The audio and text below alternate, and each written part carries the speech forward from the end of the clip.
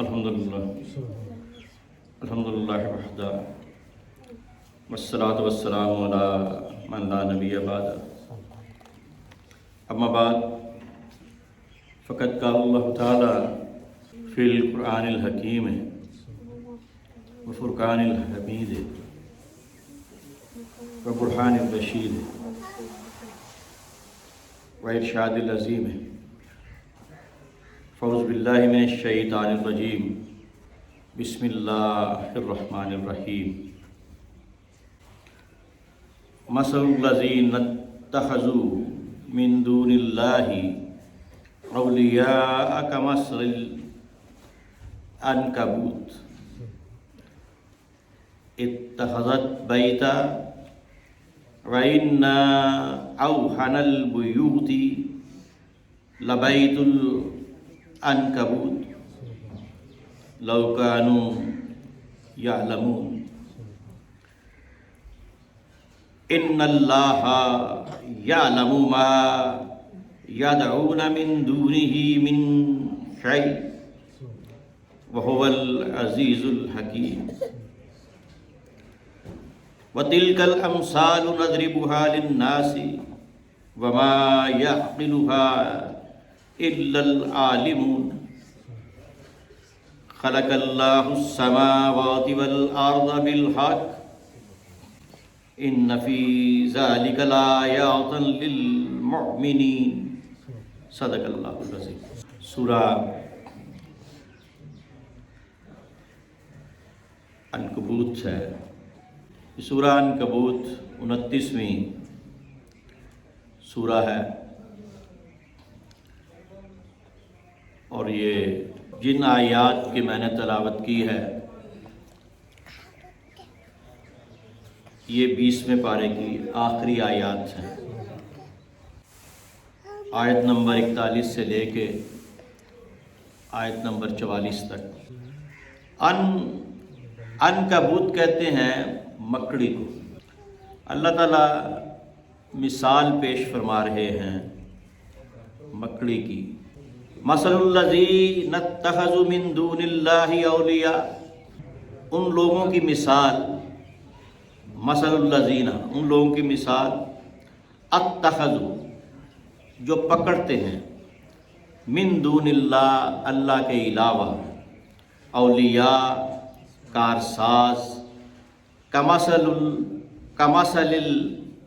العنکبوت، تو ان کی مثال ایسی ہے کہ جیسے مکڑی ہو۔ اتخذت بیتا، کہ جس نے اپنے لیے گھر بنایا، وَإِنَّ أَوْحَنَ الْبُيُوتِ لَبَيْتُ العنکبوت، اور بے شک سب گھروں میں کمزور گھر جو ہے وہ مکڑی کا گھر ہے۔ لو کانوا یعلمون، اگر تم علم رکھتے ہو، ان اللہ یعلم ما یدعون من دونہ من شیء،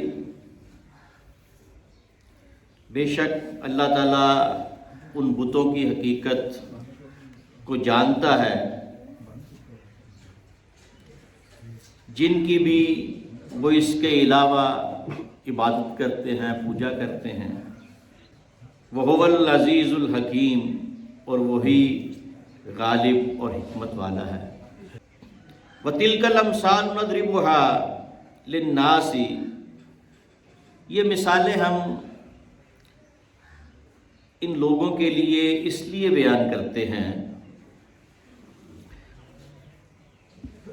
کیونکہ وما یعقلها الا العالمون، کہ انہیں اہل علم کے سوا کوئی سمجھتا نہیں ہے۔ خلق اللہ السماوات والارض بالحق، اللہ تعالیٰ نے آسمانوں اور زمین کو حق تخلیق فرمایا، تدبیر کے ساتھ تخلیق فرمایا۔ ان فی ذالک لآیات للمؤمنین، اور مومنوں کے لیے، اہل ایمان کے لیے ان آیات میں، ان میں نشانیاں ہیں، اس کلام میں آیات ہیں، نشانیاں ہیں۔ اب اللہ تعالیٰ کے علاوہ وہ لوگ بتوں کو پوجتے تھے، مختلف انہوں نے دیوتا بنائے تھے کہ جن کو وہ پوجا کرتے تھے۔ تو یہ اس وقت اللہ تعالیٰ ان کو مثالیں پیش کر رہا ہے کہ جن کو تم دیوتا بنا کے پوج رہے ہو، جن بتوں کو پوج رہے ہو، اللہ کے سوا جس کو پکار رہے ہو، وہ کارساز نہیں ہے۔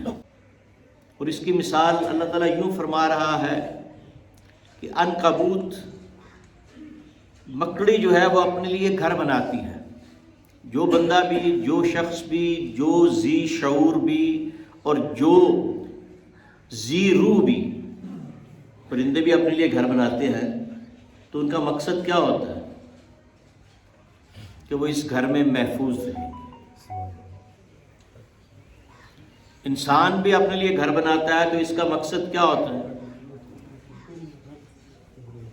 کہ وہ اس گھر میں محفوظ رہے گا، گرمی سردی سے، بارش سے، ہوا سے، طوفان سے محفوظ رہے گا۔ تو اب آپ سارے گھروں کو دیکھیں، شیر اپنے لیے غاروں کا انتخاب کرتے ہیں پہاڑوں کے اندر، اس لیے کہ محفوظ رہیں۔ تو پرندے سے لے کے درندے تک اور درندے سے لے کے انسان تک سب اپنے گھر بناتے ہیں، اور ان کا مقصد کیا ہوتا ہے کہ وہ طوفان باد و بارہ سے، گرمی سردی سے، دشمن سے، حملہ آور سے محفوظ ہو جائے۔ اسی طرح عنکبوت جو ہے، مکڑی ہے، وہ بھی ایک گھر بناتی ہے کہ محفوظ رہے۔ لیکن آپ نے دیکھا کہ مکڑی کا گھر کوئی چھوٹا سا جانور بھی ہے تو وہ اس کو توڑ دیتا ہے۔ بہت چھوٹے چھوٹے جو حشرات الارض ہیں یا چھوٹے چھوٹی جو کیڑے مکوڑے ہیں، یہ پھنس جاتے ہیں اس میں۔ باقی زیادہ تر وہ اتنا نازک ہوتا ہے کہ وہ ٹوٹ جاتا ہے، آپ ہاتھ لگائیں گے ٹوٹ جائے گا، وہ دوبارہ بن نہیں سکتا۔ تو یہ مثال اللہ تعالیٰ دے رہا ہے کہ آپ جن کو پکار رہے ہو میرے علاوہ، وہ ان کی مثال اس گھر جیسی ہے کہ جس کی کوئی حیثیت نہیں ہے، جس کی کوئی پائیداری نہیں ہے، جس کی کوئی اس میں کوئی طاقت نہیں ہے۔ تو اس لیے اس وقت جب یہ قرآن اتر رہا تھا تو لوگ بتوں کو پوجتے تھے، لوگوں نے اپنے مختلف بت دیوتا بنائے ہوئے تھے۔ تو یہ قرآن اس وقت اترا اور اس وقت یہ بیان کر رہا ہے۔ لیکن یہ اصول قرآن نے طے کر دیا کہ اللہ کے علاوہ پکارنا کسی کو نہیں۔ اب آپ قرآن کو اٹھا کے دیکھیں، اللہ تعالیٰ نے اپنے آپ کو پکارنے کا حکم دیا ہے پورے قرآن کہ مجھے پکارو، مجھے آواز دو اور میرے علاوہ کسی کو نہ پکارو۔ حضور اکرم صلی اللہ علیہ وسلم کی حیات طیبہ میں بھی آپ دیکھیں تو یہی چیز آپ کو نظر آئے گی۔ لیکن صحابہ حضور اکرم صلی اللہ علیہ وسلم کے وسیلے سے اللہ تعالیٰ کو پکارتے تھے۔ اور یہ ایک ایسی چیز ہے کہ آپ اپنی عبادت کا وسیلہ ڈالیں، حضور کا وسیلہ ڈالیں، قرآن کا وسیلہ ڈالیں، اللہ کے نیک بندوں کا وسیلہ ڈالیں، لیکن پکارے اللہ کو۔ قرآن میں عالم کا لفظ جو ہے وہ 13 مرتبہ آیا ہے، جس طرح آپ سورہ حشر میں عالم الغیب والشہادۃ هو الرحمن الرحیم۔ عالمین، عالمین، عالمین ہوتا ہے 2 عالم، عالمین ہوتا ہے 2 سے زیادہ عالم، جہان۔ عالم علم والا، عالم جہان۔ الحمدللہ رب العالمین، یہ عالمین ہے۔ عالم الغیب، اللہ تعالیٰ عالم الغیب ہے، عالم ہے۔ تو عالمین کا لفظ قرآن میں 73 مرتبہ آیا ہے، اور عالمین کا لفظ بکل شعین عالمین سورہ انبیاء میں بھی اور بھی جگہ ہے، یہ 4 مرتبہ آیا ہے۔ لیکن پورے قرآن میں عالمون کا لفظ 1 مرتبہ آیا ہے، اسی سورہ میں، سورہ عنکبوت۔ عالمون وہ لوگ جو علم رکھتے ہیں۔ اب ان پہ بڑی ذمہ داری ہوتی ہے جو علم رکھتے ہیں۔ ایک بندے کو تو پتہ ہی نہیں ہے نا، تو وہ یہ کہہ سکتا ہے مجھے اس بات کا علم نہیں تھا، حالانکہ ignorance of law is no excuse۔ کہ آپ کو اگر کسی ملک کے قانون کا پتہ نہیں ہے اور آپ قانون کی خلاف ورزی کر رہے ہیں، تو آپ یہ نہیں کہہ سکتے کہ مجھے علم نہیں تھا۔ آپ کو علم ہونا چاہیے، آپ کو پتہ ہونا چاہیے کہ سرخ بتی ہے، اس پہ رکنا ہے، اور سبز بتی ہے، اس پہ چلنا ہے۔ آپ کہیں جی مجھے علم نہیں تھا، تو یہ قانون اس چیز کو نہیں مانتا۔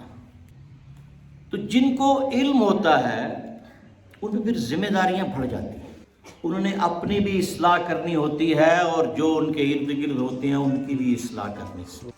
تو اسی لیے اللہ تعالیٰ فرما رہا ہے وَتِلْكَ الْأَمْثَالُ نَضْرِبُهَا لِلنَّاسِ، کہ یہ جو ہم مثالیں پیش کرتے ہیں نا قرآن میں مختلف، کبھی مکڑی کی مثال دے دی، یہ جو